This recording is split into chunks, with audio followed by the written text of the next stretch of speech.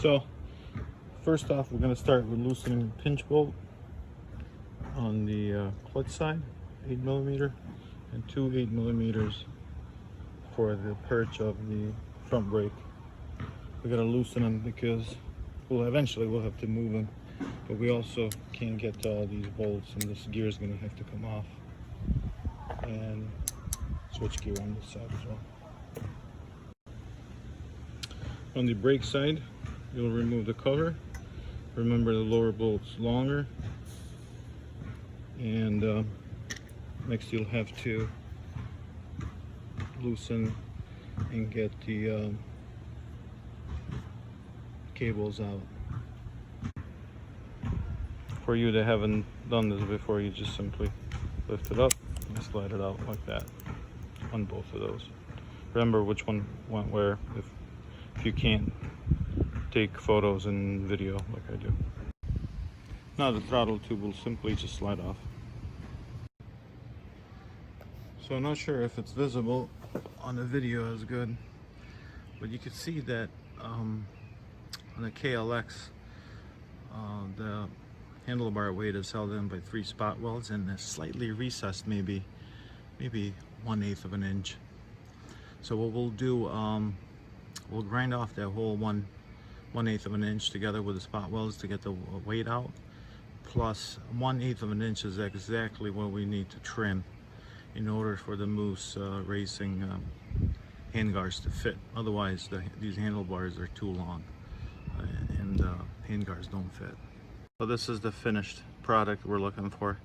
So just removing the welds. You can see this piece is very thin. Try to move it here. So that's not much, but you gotta figure the width of a cutting blade. So about 1/8 of an inch or so.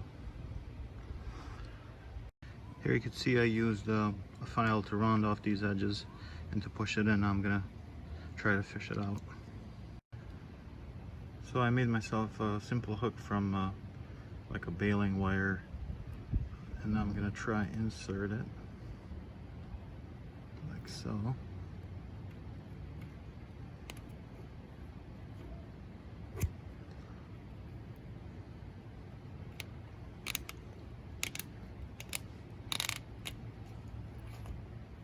And now it's through, and then just tug on it. Simple as that. Don't take any special tools or anything. Coal hanger wire might be too thick. I don't think it would bend enough. So let's see if we're as lucky on this side.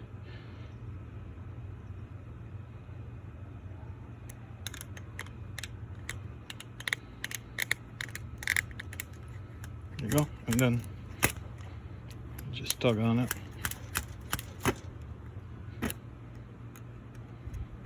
No, maybe not this one. I have to try pushing it some more.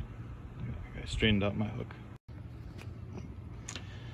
Well, I had to use both hands on this one, and I had to make a thicker hook at the tip by doubling up, and then wrap the wire around my hand, give it a firm tug, and it just come out. I did spray a little bit of throttle lock lube. So now you can see why so many guys have trouble drilling tapping this, because this is like easily 2.5 inches. You would be hard pressed to like do this correctly with the handlebar on the bike, and that's why so many guys break taps in here. If you don't drill this with the correct drill size, and you're gonna have a hard time tapping it. We'll have to remove this end, because essentially what we got to do, we got to be able to push in the handlebar all the way in and just beyond flush to give us just tiny bit of clearance so the throttle doesn't bind. Because I've seen guys do this and incorrectly, and it's a pain in the ass because it just keeps rubbing and not snapping back in position. You do not want a throttle be impeded by anything. This task, instead of hacking it off with a hacksaw or my anchor grinder, I chose to use a belt sander, just because I use belt sander quite a bit, and I have an array of belts, and I know I'd be able to get this nice and flush and square. But do what you got to do to open up this hole to the size of 7/8. So after a minute of grinding, I would say, it's already ground out. Use the knife and a file to round it off, and this is the effect. So now we can move the throttle to however we want. We kind of ultimately want to set just a tiny bit of gap like that, like maybe a 1/16, I think would be enough. It's coming along pretty good. All in all, I think I'm like half hour in. I threw a quick spray at the end of the handlebar so it doesn't rust right away. One thing that I had to do and I didn't anticipate is because we're moving the whole throttle assembly to the inside. I had to drill another hole on a handlebar, which wasn't too hard to do because everything's removed already. The hole on a handlebar centers and doesn't let the throttle slide around as you twist hard. I mean, it's held in there with friction, but it's there for good measure, and I'm sure there's a reason why they put it in there. So I just opted to drill another hole. I heard of guys just grinding off that plastic piece and just putting some tape around it to make it thicker and have it hold on by friction. I just decided to drill another hole and relocate it. So it's about a 1/4 inch move from center to center. So here it is installed. This fits tight, but it's fine. It's up against the banjo bolt. There's nothing that could vibrate or anything. There's enough clearance. Doesn't bind or anything. I did have to open up this radius a little bit, and then to gain the reach that I needed, and then I bent the tip just ever so slightly. You could see there's a little bend in here to make it fit perfect without having to pull on it.